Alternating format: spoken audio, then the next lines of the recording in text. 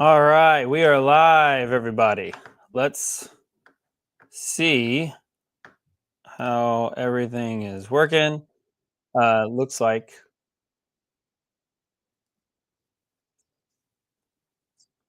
definitely mute that. How's the computer? Doing good. Let's take this thing off. Okay, so this is the first time that I have gone live. First time I've done a live stream in a very long time.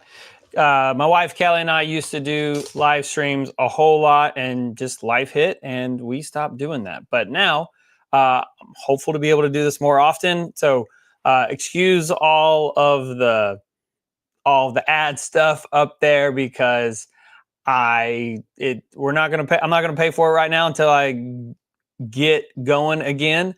But we're going to be doing this here on the Shed to House YouTube channel, as well as I'm not able to fully stream yet over on I'm bummed about that. Can't stream over on the Facebook page, the Facebook group Shed to House. So I basically just copied and pasted it. So if you're watching this over on the Shed to House Facebook group, to be able to comment, you actually have to come over here to YouTube to be able to comment. So I have low expectations since this is the first time that I have gone live again. But hopefully it all sounds good and you can see me. And then once we do this a few times, that we'll be able to get some more people in and actually get some more interaction. My goal to this is just, I want to be able to add value to the community. I want to be able to answer any questions that you might have. So let me know over in the chat, and we will keep on keeping on. So if you haven't met me, my name is Bo Brotherton. My family and I moved from what I call the hells of suburbia outside of Houston, Texas. We sold everything that we owned in 2018 and moved onto our 7.5 acres here in Central Texas. And from the very beginning, we kind of just weren't really sure what we wanted to do, like how we wanted to homestead. That was the goal. We always said that Shed to House wasn't the end goal. Homesteading was that end goal, but the Shed to House was the vehicle that got us from suburbia and onto our homestead. So we ended up converting a 16 by 48 shed into our full-time home. And we've loved it. It's been amazing. It's been so awesome. We originally moved into our house with 4 kids. And in the last 7 years, we had one more. So we have 5 kids living under a roof, which is under 800 square feet. If you count the 2 sleeping lofts, it might be a little bit more than that, but definitely the floor space is 800 square feet. And those sleeping lofts, they get tight as those kids get bigger. I have a teenager who is taller than I am. He's about 5'11". Everett, he's our oldest son. Ollie, our second oldest son, is he's almost as tall as I am. So those big boys, they are just growing bigger every single day. So we actually are in the process of converting. We're in the process of building out our house expansion. So a lot of people over in Shed to House, they ask, hey, can you build onto these buildings? And if you do it right, if you have the right foundation, absolutely, you can totally build an expanded room or rooms onto these. We're doing it a little nutty. We did things with very little debt for this whole process, and we ended up saying, hey, we have some goals. Let's go ahead and take out a loan. We want to be able to build these rooms. We were going to actually build 3 rooms, but we've since decided to scale it down and only build the 2 rooms so that we can focus on making these 2 rooms as good as they can be, and hopefully be able to build a barn. So we did take out loan, but it's something that if you don't want to take out a loan, you don't have to. You could do it a lot simpler than what we are. So we are building, it's an extra 500 square feet. It is a 20 by 25 expansion with 2 rooms. So it'll be 2 rooms for the big boys and then 2 rooms for the girls. Actually, you can see over here that our girls are a little bit displaced because we had to kick them out of their sleeping loft in order to build in that direction of the house. So they kind of put all their clothes. This is their room right now. I'm in our shed to studio, which is about 336 square foot building. So we love this space. This is where I work. This is where, Kelly, my wife, and I get to hang out a little bit after the kids go to bed, just get a little bit of time, be able to hang out and get creative and work out here. So we love this space. So yeah, we have the main house, and then we have the shed to studio. This is 14 by 24. So it's 14 feet by 24 feet. All right, so let's go ahead and dive in a little bit. So what is a shed to house? So a shed to house, in my opinion, is a portable building that is built in a shop. Usually that's going to be somewhere between 16 feet to 18 feet in depth, and then or wide, however you want to say it. And then usually the max that they can go is 60 foot long. That's pretty long. And I think that can only be done in Texas. Usually it's going to be somewhere around like the biggest you're going to get is going to be a 16 by 50. That's a big one. There's some that I've seen that here in Texas, they can go 18 by 60. That is a very large building that is built in a shop and then driven on a road on a semi and then parked onto your property. So I also would consider some of these buildings that it might be somewhere where if you partner with a particular company that you like, they can do what's called an on-site build. And I would still consider that a shed to house. It's really what a shed to house is. It's not, honestly, it's this. To me, shed to house is a small house, big land living. Small house, big land living. And that's what it is. It's the whole point is to find something that you are enjoying to doing with your life. Find something that you, the dream of living on land and being able to scale down the roof that you live under so that you don't have that financial pressure of just like struggling every, month to month. Like that's the hard thing. Excuse me. Is if you have to build a barndominium. So going back to the beginning of what we wanted to do was we ended up having, we had our land, and then we wanted to be able to get from, we wanted to be able to move onto that property. And there was a lot of things. So we were thinking that we wanted a tiny house on wheels. So that was one option, tiny house on wheels. A second option was maybe a barndominium. A third option was maybe a mobile home or maybe a manufactured home. So, and then the other one was a shed to house. Tiny house on wheels. What I didn't really like about a tiny house on wheels is that it wasn't anything. Oh, an RV. So a fifth one, an RV. So a tiny house on wheels, to me, it was really cool, super cool idea, but it was a shed to house that had to fit into a small trailer. So usually those things are going to be like 12, maybe 14 feet wide. So it is a very small living space, and it all has to fit on wheels. So I honestly, it's a tiny house on wheels is neat. It's not mobile.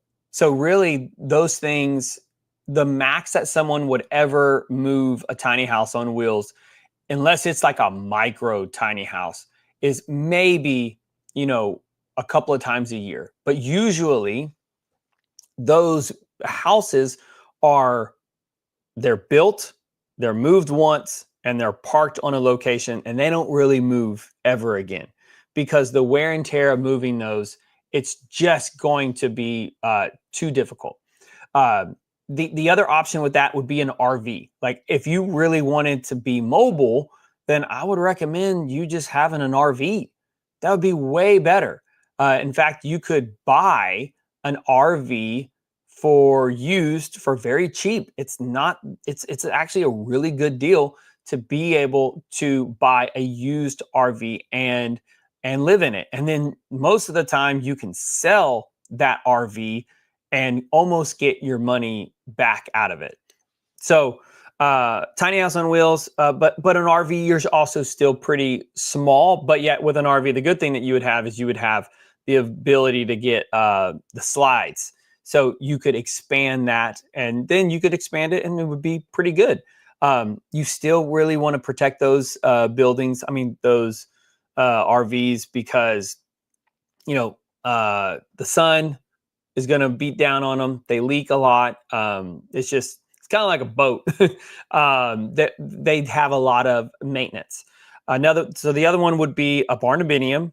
I love barndominiums. I think barndominiums are rad. I think they're awesome. I would have loved to be able to do that. In hindsight, maybe that could have been the best thing to do, but it is a lot of money up front. So that's the only downside to a barndominium, is that you're going to build on site. You're going to build on a slab, pretty much.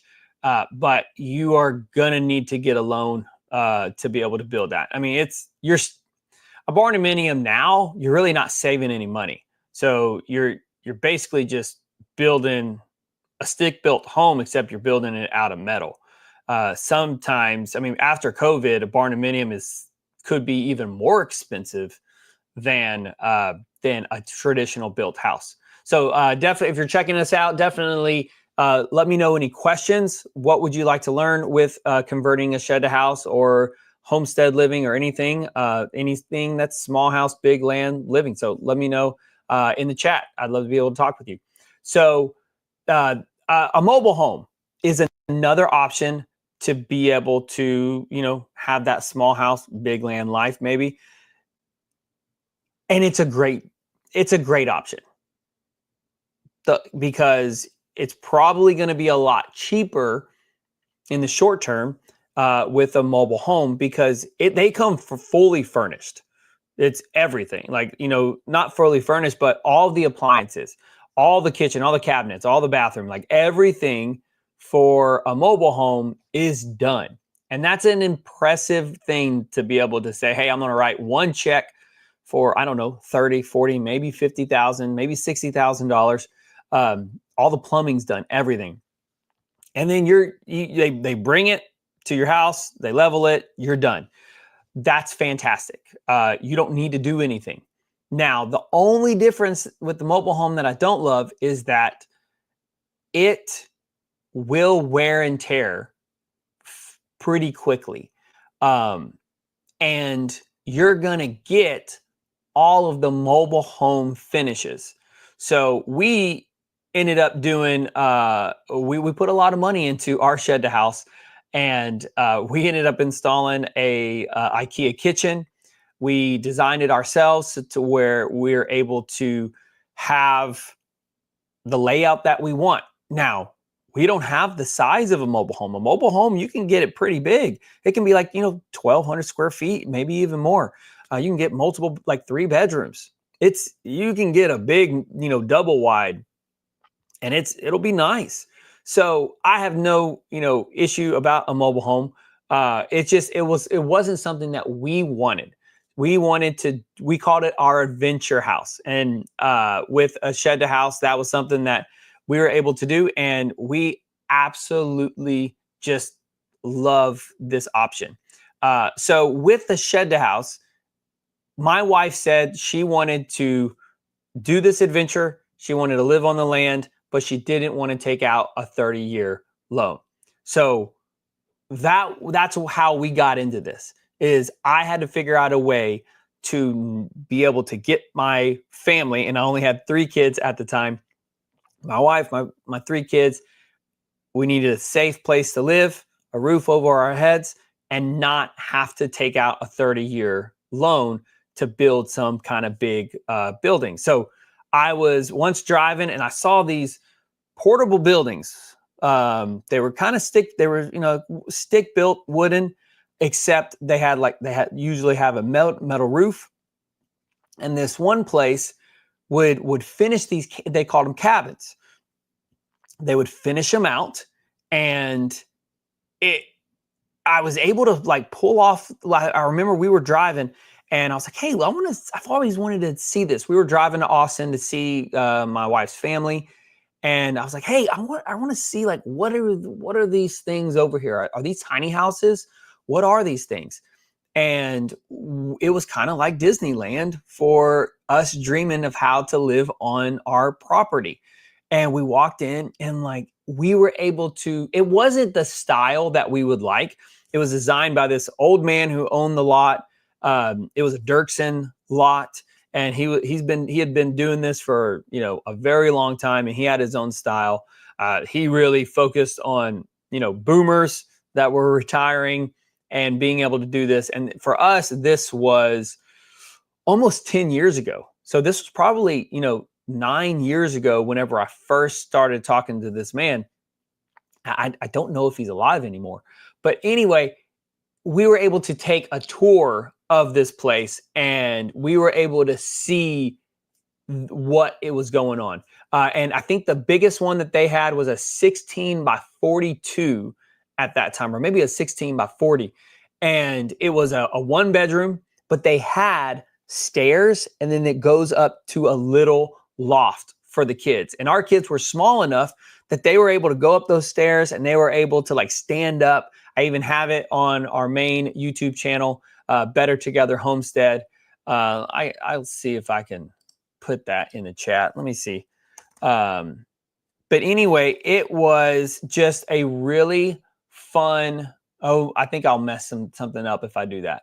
So I'll have to get some links at another time. But really, what that did was that allowed us to see the possibility of converting a shed into a full-time home, being able to have an affordable place to live so that we could get to that end destination of homesteading, of raising animals, of having our, what I say, raising our kids, homeschooling our kids, raising our kids, climbing trees, and chasing chickens.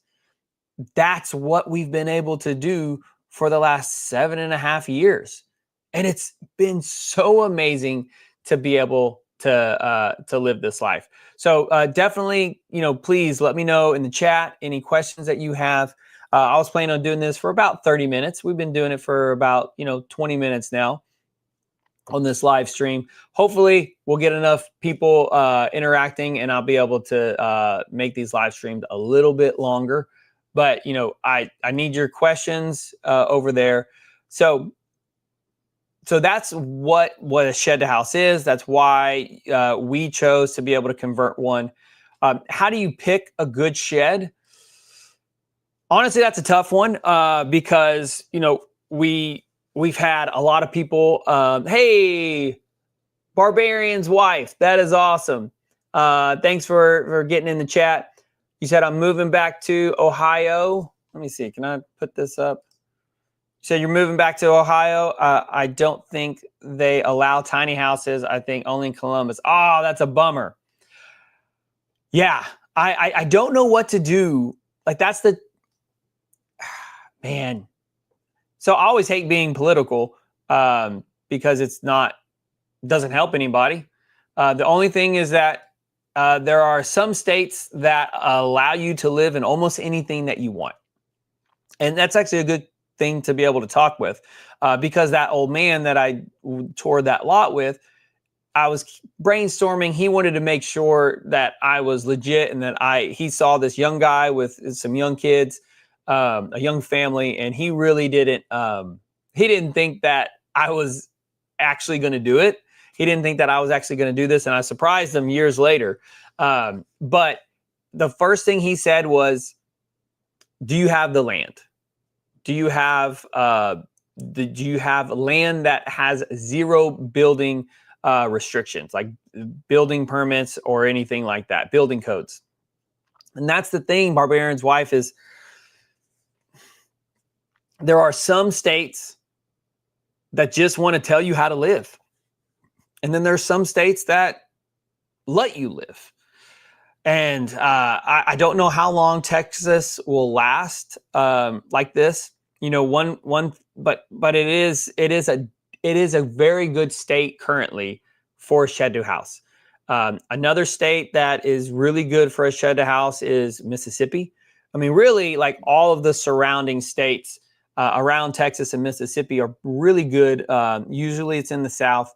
But you would want to be able to find a county that doesn't have any building codes.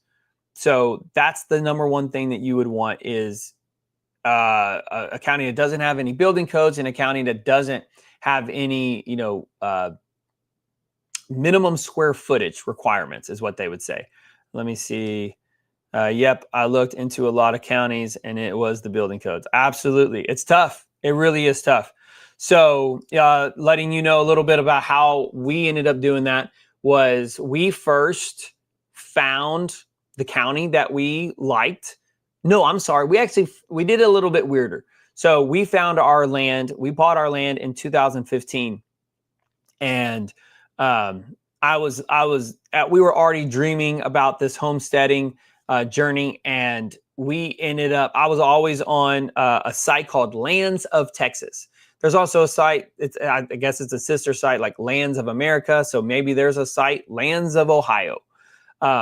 And we ended up, I was always looking at it, and we were living down in Houston. And then my wife's parents were living in Dallas. So we were about to do a trip from Houston up to Dallas. And I found the couple of pieces of property kind of like right in the middle of that area. And I was like, hey, honey, like, can we take a scenic route for up to Dallas? Let's get off of the freeway. Let's kind of go through the country. There's a couple of pieces of properties that I want to go check out. And we fell in love with it. We ended up buying it. It's a longer story with that. But I'll tell maybe someday. I know I've told it on the internet somewhere. But what we ended up finding out is we found the land that we liked. And so what I ended up doing was I started calling the county and figuring out, like, what do we have to work with here in this county? Also, I really lucked out, and I had a rock star of a realtor that showed us the property. I would say if you're ever looking for land, do not pick. I mean, you might find the right one. That's the lady in high heels. It's all prettied up. That can sell you some good land and understands how to get in the brush, understands how to, go hunting for hogs and in forest, like all those things. And she can sell you a suburban house. I have not found that lady yet. Or you might find a lady who is going to, strap up her boots, put on some jeans, and really go and look at some raw land with you. We ended up finding a guy, his name was John Dean, and his profile, like all these realtors, they're like the most posed and pictured, like prettied up photos. John Dean, that wasn't him. He was posing with a deer. So he had a buck, and that was his profile photo as a realtor. And I was like, that's the guy that I want. He specialized in recreational land.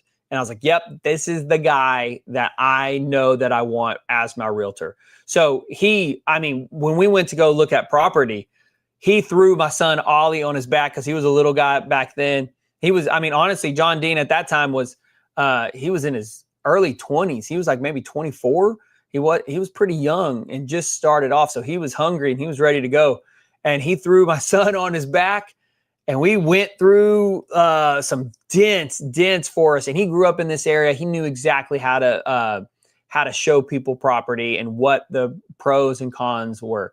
So having a good realtor is a great start to being able to find the land. Then once you find that, call the county office and just ask them, hey, I want to build a small house on this piece of property. Is there any restrictions that you have? The realtor will start off with that, and that he told me right off the bat that this piece of dirt had 0 restrictions. He would say, you can do anything that you want that's legal. You can do anything that you want that's illegal. Just don't get caught. And so that was a good starting point for us. So yeah, it's definitely, that's where you're going to start with. Let me see. I'm sure that the southern parts of Ohio, it's allowed, just not in the northern parts. It makes sense. Absolutely. Absolutely. Okay. Charles, David, let's see. Thanks for sharing this. No restrictions. We recently purchased 10 acres in PA. Awesome. Researching cabins, mobile homes, and shed to house. Can perhaps save money with a shed. I would agree. You probably can. One fireplace would suffice. That's awesome. Love it. I would love to have the problem of needing a fireplace. I want my wife to give me the thumbs up to be able to do a fireplace.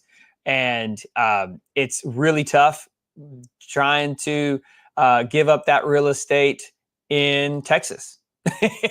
It's, we're probably, we're going to hit 100 degrees. We almost hit 100 degrees yesterday. So that's the tough thing. Hold on real quick, you guys.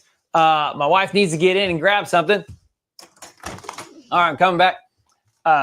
So yeah, having a fireplace, a wood burning stove or a fireplace, we would use it a handful of times. And you can see right now back there, that's my wife, Kelly. If you haven't met her, over on Better Together Homestead, that is our milk fridge over there. We are back in milk, y'all. So our milk cow, Honey, just now gave birth a couple of weeks ago. I was able to catch it on video, and we're working on that video over on Better Together Homestead. It's our first live birth ever being able to caught on video. So we're really excited to share that video. Yeah, Charles, I meant wood burning stove. Absolutely. Yeah. I think that would be the coolest thing. So our property is actually, I say it's 60% wooded, and I would love to be able to harness the wood here on our land to be able to heat our house. We ended up doing, that's a good topic to be able to talk about next time, is insulation for sure. So we have spray foam insulation, and it just, we don't heat our house very often in the winter. So I dream of being able to have, those couple of days that is cold enough to be able to start a fire inside. I grew up, and my dad had a fireplace, and we only lit it up, a chimney. We only lit it up, a few times a year whenever I was a kid, on Christmas maybe, but it was just so fun to be able to do that. And I miss those times. And maybe someday I'll just say, hey, I want it bad enough that I want to make it happen. Okay, let's see. I watched Ryan Hall, y'all, and there's a lot of tornadoes that started in Texas. I'd rather deal with the snow. I'm used to it. So I need to check out Ryan Hall. Yeah. I mean, if you're in Dallas, you'll have a lot of tornadoes. We're just on the southern tip of Tornado Alley. We get tornadoes, absolutely. um, it can happen. So talking about shed a house, a lot of people say that all the time. They say like, I'll never live in a shed to house or any kind of tiny house or anything because, what happens if you get hit by a tornado?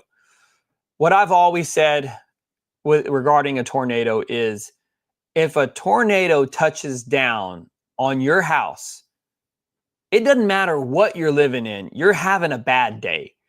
There are very few structures that if a tornado touches down on your house, that you're not going to have some serious problems.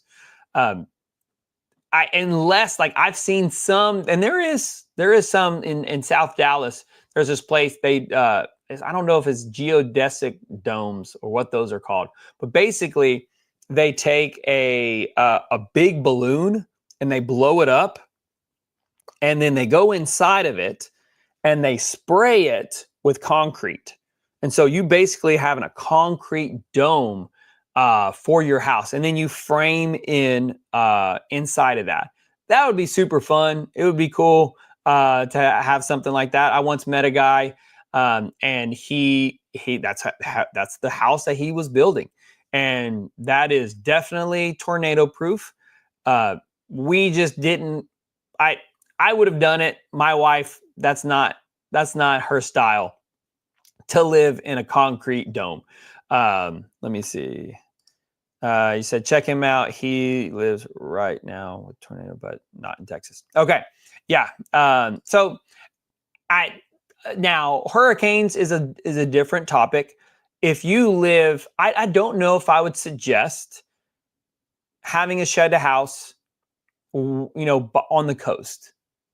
Deal, yeah. There's lots of locations in South Texas. I grew up in Houston, so I'm super familiar with hurricanes.